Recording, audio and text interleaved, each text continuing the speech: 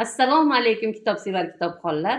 Qorasuv shahar axborot kutubxona markazi kitob ma'naviyat chirog'i loyihasi doirasida zahmatkash adib Orziqul Ergashning Oqar daryo asarini keng kitobxon ommasiga tavsiya qilaman.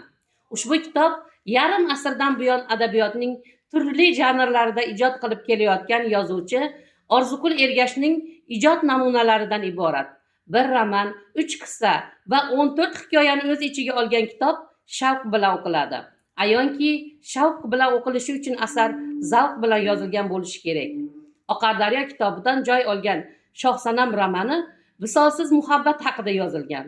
Romanda Shohsanam ismli qo'shni qizni butun hayotining mazmuniga aylantirgan bola, o'smir, o'spirin, yigit, erkak Mahmudning o'y-hayollari, orzu-umidlari, xatti-harakatlari, tutumlari aks ettiriladi.